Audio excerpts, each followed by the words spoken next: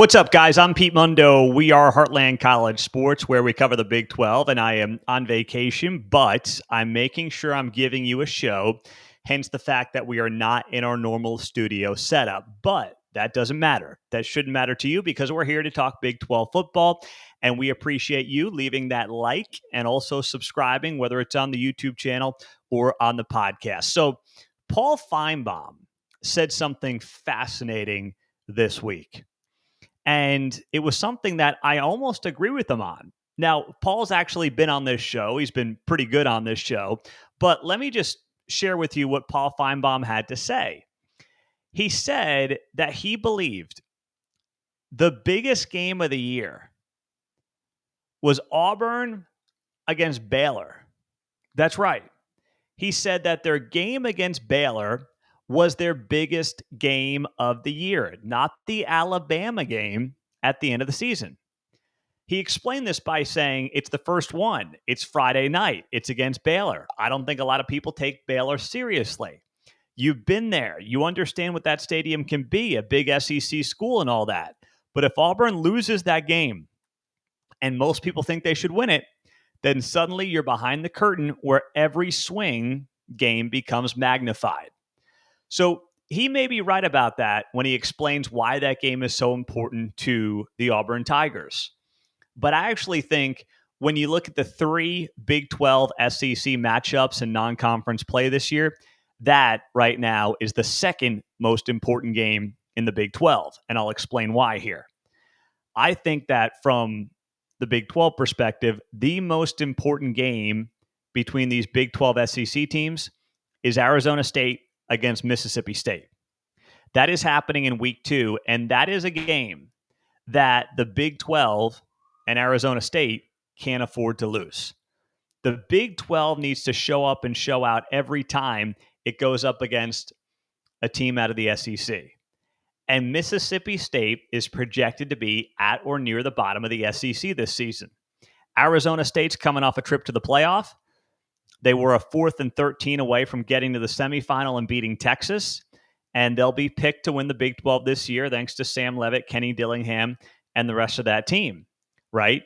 So if they go out there as a Big 12 contender and a projected favorite in the conference and they lose to someone like Mississippi State, that is a terrible, terrible spot for the Big 12 to be in as it strives for credibility in the Power 4 standings, specifically when it comes to the Big 12 versus, say, the Big 10 and the SEC. They can't afford that. So that game is enormous, and it's at Mississippi State, 7:30 on ESPN2 in week 2. That one is critical for the Big 12. They have to win it, mostly because they can't afford to lose it, if that makes sense. That's why that game is so darn important. Now, at number 2, I would put the game that was just mentioned there by Paul Feinbaum. I would put in that spot, that next spot, Auburn versus Baylor. Now, what Feinbaum got wrong there is that no one's taking Baylor seriously. Those that actually pay attention to something outside of the SEC, which, I appreciate Feinbaum, but he should, that Baylor actually could very well end up in a Big 12 championship game this year. That is entirely possible, that this team ends up in the kind of position where they are competing atop the Big 12 conference. That's not a stretch. There's a real world where Baylor is in a Big 12 championship game. They've got the offensive weapons. Defense is coming around under Dave Aranda. Actually, there are more questions on Aranda's defense than there are on offense right now. And in a wide open Big 12, Baylor is saying, why not us? If Baylor does get that win, if Baylor is in a position where it beats Auburn, and that's also a game that's happening, this is a week 1 game between these two teams, then suddenly you've got a situation here. If you are the SEC, where, man, you don't want to lose 2 games to the Big 12. This game will happen before Arizona State, Mississippi State, but still, that is going to be a very big deal for the Big 12 in week 1, and it's that Friday night game that is going to be so good and so compelling, and I can't wait for it for some of the reasons that actually Paul Feinbaum had mentioned. It is critical for Auburn, And for the Big 12, it's just as big of a deal. Now, the third SEC Big 12 matchup that we've got in non-conference play is KU and Mizzou. And there is a border war, of course, element to that. Missouri is a team that actually has a very weak SEC schedule this year. So there are some people that believe that Missouri may actually make a run in the SEC because of how weak their schedule is. But if KU, who's not getting a lot of preseason love, can put itself in a spot where it is potentially beating Missouri in week 2, oh my goodness, that is a game changer. That is a huge deal for this team in this moment, in this season, based on what the expectations are across the board. So that's one of those that I'm looking at and I'm saying to myself, man, if that one goes the Big 12 way, if they get a sweep in Big 12 SEC games, that would be absolutely enormous. I'm not going to predict it, but I do think they can take 2 of 3. And 3 out of 3 wouldn't shock me. I mean, honestly, if KU does what we think it can do going into that game, if KU puts itself in a position to take down the Missouri Tigers, which if Jalen Daniels picks up where he left off in the second half of last season, they can absolutely do, then you better watch out if you're the Tigers. And there would be nothing that I would enjoy more than watching the Big 12 and watching KU and watching Baylor and watching Arizona State get these enormous and incredibly impressive wins against the SEC. I would love it. And I know that many of you would love it as well, because that would be a telltale sign that we are trending in the right direction, that the Big 12 is in a great spot. And I just would be on cloud 9 if they were to get these games and get these wins in their back pocket. And here's what the SEC would say. I can already see the argument. The SEC folks would say, well, you beat 3 of our bottom feeders. Well, hold on a second here. I thought the SEC didn't have any bottom feeders. I thought that was the whole case that you guys made time after time after time. Everything in the SEC is a quality loss, right? Everything. That's what we're told. And this is also why the SEC is trying to create a world where it actually doesn't schedule any non-conference games against the Big 12 or the ACC. They will schedule, and I think they'll be willing to schedule against the Big 10 because they want to create this fabricated attitude that there is a power 2. So they'll play the Big 10 and say, well, if we lose to a Big 10, they're part of the power 2. They don't want to play the Big 12. They don't want to play the ACC. These games have been scheduled, though, years in advance, hence why they're playing them right now. But generally speaking, they want no part of it. They don't want to do it. So that's why these games are so critical for the Big 12. They've got to play these games, and they've got to win these games whenever they can and whenever they're on the schedule. And that's really what this is going to be about this fall. I can't wait. I'm so excited for them, and I think that every Big 12 fan, I've said this for 10 years since I started this show at Heartland College Sports, every Big 12 fan has to root for every other Big 12 team to go 3-0 in non-conference play. You got to do it, okay? No ifs, ands, or buts. We all got to be pulling for this conference because also it's important to not have embarrassing losses. You don't want to have shocking losses to FCS teams. You don't want to lose to group of 5 teams. You got to win these games in the non-con. That is the best opportunity you've got to improve the conference standing. Because otherwise, the bowl games just don't have the juice that they used to have. It is easy to find excuses in bowl games and be like, oh, well, so-and-so team had half of its defense sitting, preparing for the NFL draft or transferring or whatever.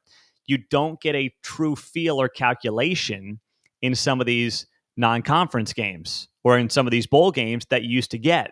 So now your only opportunity is really in the non-con. And that's why these games are even more important. Now, you've also got, I think, a good one to watch in week one, Cincinnati and Nebraska. If I had to give you a bonus non-conference game that I think holds a lot of juice, it's that one. I thought about like TCU, SMU or something like that, but I don't think the Big 12 ACC is where the battle needs to be won. Cincinnati, Nebraska. The reason I say this is Cincinnati is not expected to be all that good this year. They will be picked by most people. I know the Big 12 doesn't do a preseason poll anymore, but they'll be picked by most people, including myself, when I give you the picks next month, as a bottom tier team in the Big 12. If they beat Nebraska at Arrowhead Stadium in Kansas City, home of the Kansas City Chiefs, that will have a lot more Nebraska fans in it than Cincinnati fans. And a year that Nebraska supposedly might make that next step and take that next jump under Matt Rule. In another Power 2 game for the Big 12. I put up my air quotes here when I say that. Man, that is a great spot for the Big 12 to be in. So that's the other reason that I think that game matters so much as well. As we look at these non-conference games and talk about where this league is going and where it needs to get some key wins as we look at the 2025 college football season. I'm Pete Mundo. We're Heartland College Sports. We appreciate you being here as always on the show. Make sure that right now you are subscribed to the channel or on the podcast. Now, speaking of what's going on with the Missouri Tigers, Eli Drinkwitz clowned himself a bit at SEC Media Days. Didn't get a chance to talk about this, but he said at SEC Media Days that we should have upwards of 30 teams in the college football playoff. And his suggestion there is, well, you know what? If you do it based on a percentage of teams playing elite college football, this makes the most sense. This is the thing that we should do. The NFL takes 44% of its teams into the playoff. So right now we're only doing about 9%. Therefore, why don't we look at 30 teams, 30 fan bases? This is great. No, it's not great, Eli Drinkwitz. College football is not the NFL. That's why many of us love it. Okay? I know that if you want to see basically 15 out of 16 teams out of the SEC playing in a 30-team playoff, this would be good for you if you're Eli Drinkwitz to get a 30-team playoff. But for college football fans who love this sport because it has, or had, I still think it does, but they're trying to do their best to destroy the best regular season in North American sports, then you know what? Go ahead, do this. Go down this road. This will be great. Awesome idea, Eli Drinkwitz, said nobody with common sense ever. But you know what? I guess if you're an SEC coach, this is what you've got to lobby for. Because even if you're the 14th team in the SEC, and I'm not saying that's what Missouri's going to be, they're actually projected to be pretty good, at least when it comes to wins and losses, because of how their schedule shaked out this year. They could find themselves in a spot where suddenly they've got to basically just go, dare I say, 8-4 to be in a playoff. Heck, might 7-5 do it if you're an SEC team. I mean, I think it's patently absurd, but you and I both know I would not put anything past this cast of characters. That's why they're so adamant about the 5+11 model in the college football playoff. Now, they're actually right about this. The Big 12 is right to lobby for the 5+11. That's 5 automatic qualifiers and 11 at-larges. The SEC wants it because they think they can jam in as many teams as possible through the at-large system. The Big 12 wants it because they can't admit inferiority when it comes to comparing themselves to the Big 10 of the SEC. They cannot admit inferiority, and they should not admit inferiority. They just shouldn't do it. But it doesn't mean that you don't have some wacky ideas coming out of left field when it comes to how certain coaches are lobbying for weird college football playoff formats, most notably in the SEC. Now, earlier, we told you about Baylor and the fact that they're playing Auburn in week 1. Andy Staples of On3 named Sawyer Robertson, the quarterback at Baylor, a Heisman sleeper. And I think that is fantastic. For the record, we have Andy Staples coming up on this show. Another reason that you want to be subscribed on YouTube and on the podcast, and also right here on the radio, making this radio station that you're listening to it on a preset on your radio dial. But if Baylor does take that jump, Sawyer Robertson obviously is going to be a big reason why. But it also could be because of their running back, Bryson Washington, who might be, in fact, I will say is the most overlooked returning skill position player in America. This guy was amazing last year for the Bears when they ripped off 6 straight wins. And that 1-2 punch, that quarterback running back duo of Sawyer Robertson and Bryson Washington at those two positions is the best 1-2 punch going into the season in the Big 12. And I know that there are fans at Texas Tech and Kansas State and Arizona State and maybe a place like KU that may not love that. But I believe that Sawyer Robertson and Bryson Washington right now, based on returning production, based on upside, have all the makings to be the best quarterback running back duo in this entire conference, hands down. So that is a great sleeper pick from Andy Staples. And if you like Andy, and there's no reason not to, first off, he was at Big 12 Media Days. He cares about this conference. He doesn't just talk about it from afar. He was in Dallas, and he will have some great things to say about Big 12 Media Days and his experience there and what he thinks the future holds for this conference. So make sure that you are here and you are subscribed to the show for, if nothing else, to find out what Andy Staples has to say coming up. In the meantime, former BYU quarterback Jake Retzlaff has committed to Tulane. So this comes after, of course, he decided to withdraw from the university. He was going to have to sit out for a period of time for a violation of the honor code. And now he has committed to Tulane for the upcoming season. He announced this, of course, on his Instagram this week. So, listen,